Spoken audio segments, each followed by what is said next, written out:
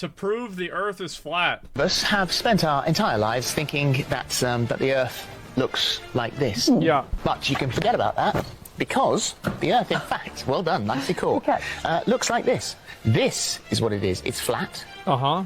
And it has a, just like Game of Thrones. So it's like a coin? It has a big ice wall. Well, I Mark Sargent see. is one of the leading voices in the Flat Earth movement, Right. and he believes it's time that we all woke up and realised that we actually are living on a flat disk. Well, Mark joins us now. Welcome. Good morning, Mark. Welcome. I mean, obviously, there are thousands of questions, Yes. which I'm sure you've been asked 1,000 times. A few, yes. Yeah. So, we believed for many years that the Earth was flat. Now we can see that it's actually round. Sure. We've seen that it's round. Sure. So how come it's not? It's not because I love how the best way to stop a flat earther is to ask them stupid questions. Because most flat earthers are stupid and they're good at answering smart questions because they don't understand them. But stupid questions, they don't know how to respond because it's on their level.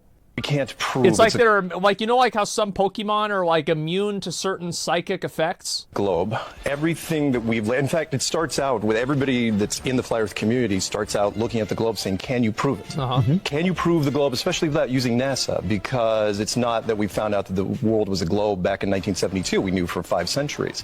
Yeah. So that's how everyone starts. You try It's to prove longer it in a than court of law. But don't you want to believe that it's flat? You have No. proof. I have more proof than you do. I would challenge that. Well, I've got footage here that's direct from the space station, and that's live pictures from the space station now. Right. That's all a lie. Again, started from the American military. Yes, Yep, absolutely. that's fake. Yeah, sure. Well, I've watched Interstellar before. I've seen Avatar. Are those blue guys real? Nope. Now, how's this real? Absolutely. I'm saying it's worse than that. So what is that True. then? What am I looking at if I'm not looking at live pictures? You're looking at CGI, nothing more. Something that started out very There it simple is. back in the 1950s and Yeah. advanced till today. So It's the CGI that was like the, like the moon landing. Yeah. I'm a bit of a space nut. Sure. Sorry. And so no. Sorry. I mean, I'm very happy with that. Right. And I've got the app on my phone, which has got where the space station is right now. And I have in the past looked at those live pictures. Yes. And I have seen where the space station is Can and you thought, look right, up it's in the coming air? over me now. And so I have watched the space station. You can see it as that light. It doesn't blink, doesn't flash, goes over as a solid light. And at the same time, I've looked at my laptop and I've seen where I am. Yeah. Oh, I'm not saying there's something up there. No question. Is there a vehicle that could be the ISS up there? Yeah. Oh, yeah. No, there's definitely a space station, but it's a fake space station that it's in the air, but it's broadcasting something that's different. Like, they put it in the air, and they know that it's flat, but they have it video, like the video is actually CGI, even though it's actually up there. Are people inside Duh. it? No. Not a chance. And you can look at the interior footage and the production value Fake is station, horrible. yeah. I challenge anybody. I talked to Terry Virts, American astronaut, and look, they're all, you gotta remember, everybody that goes up there are high-ranking military. They Right. start out at Oh, colonel why? and go, Why would he bother? why would you bother faking Well, it? yeah, Yeah. why? What's the point of faking it? Well, that's one of the bigger questions, which is why keep this thing a secret? And we're talking about, No, but why fake it? because if you don't fake it, eventually the private industry is going to get involved, and then they're going to find out on their own. This is And why that?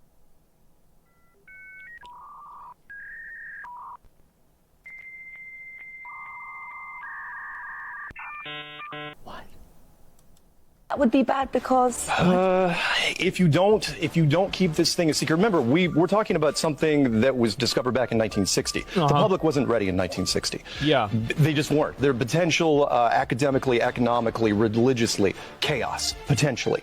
And so they weren't going to take that chance. Were those Apollo rockets that went up into the air, did they go? They didn't go anywhere. They just went off into the ocean and ditched. That was, again, I'm an American. Look, we're taught, rah, rah, go team, wave the flag. And so it's tough for me because I love the American Yeah. space program. So you flew in a Well, straight why would line. he love the American space program if it's fake, though? to get here. I did fly in a straight line to get here. Yeah. Yes. And, Over a level playing you've field. got this. So we've got a dome over the top. Yeah. So let me do this real quick. So the globe that you threw away, what we're talking about is we are all brought up, taught that we live on this tiny little rock that's covered in a little bit of water and smoke. We're flying through this impossible vacuum of space. Yeah. We're saying that we live on a flat, enclosed world that is basically, you're basically living in a big soundstage with walls and a floor and a ceiling. The Truman Show. The Truman Show. Yeah, very, very, very similar. Yeah. That is so big that even our best and brightest didn't figure it out until about 1960. And when they did decide to keep it a secret. The really, really short version is you don't live on a globe. This is what it looks like on the outside. That's what it looks like on the inside. There you go. So why don't we just fall off the edge? For the same reason, the space asteroid question. Yeah. So for the same reason why you don't fall off the edge here. Antarctica is the only continent that doesn't look like anything else. All the other continents in here look perfectly fine. Antarctica, though, and it's not necessarily an ice wall, it's just Antarctica, this really, really, really high continent. So you think Antarctica goes all the way around? Yep. So where's the North Pole? North Pole's in the center. North Pole's in the center. South Pole doesn't exist. Compasses don't work down in Antarctica. Most people don't talk about that. The Antarctic Treaty says that no corporation in the history of the world can set up shop down there forever. What's outside? Well, that makes sense because if a corporation was able to set up shop there, they would be able to research and find out that it was flat. That's a tough one, isn't it? Well, I mean, because it could be no clue. Well, I mean, if you can't get outside, you're not going to know for sure. But I mean, I don't think, my personal opinion is this isn't a one-off. There's not just one of these. There's more. You have been accused yourself as being sort of a member, I think, of Warner Brothers or something. You're making this up. Government agent. Yeah. So, I mean, aren't you just all turning on yourselves? Like, you can't believe anything. No.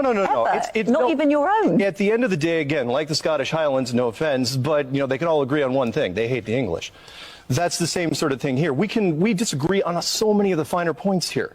But at the end of the day, we all agree on one thing. That is not a globe. And so, what proof do you have? No one has ever been there.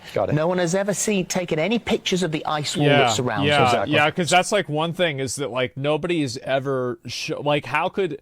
So, like, if the Earth isn't a globe, then why do we have globes? Why would they start off making it more complicated? So, no one can get anywhere near. Why can't we go there? Why can't I? Oh, the Antarctic Treaty. And you can go there. If you want to spend, I think it's like 12,000 pounds, you can go to the edge, one of the peninsulas, and get your picture taken with penguins. No, I want to see the wall. Well, I mean, the wall itself just extends for a long... You can get to the Antarctic coastline. That's not a problem. Yeah. I want to go to the wall. Boy, if you're going to go all the way in here, no, the Antarctic Treaty forbids it. You cannot go there. It's locked down. It's the only unbroken treaty in the history of treaties. So How do you know every that? country in the world. Oh, no, it's not secret information. None of this stuff is secret information. I thought Hitler lived there.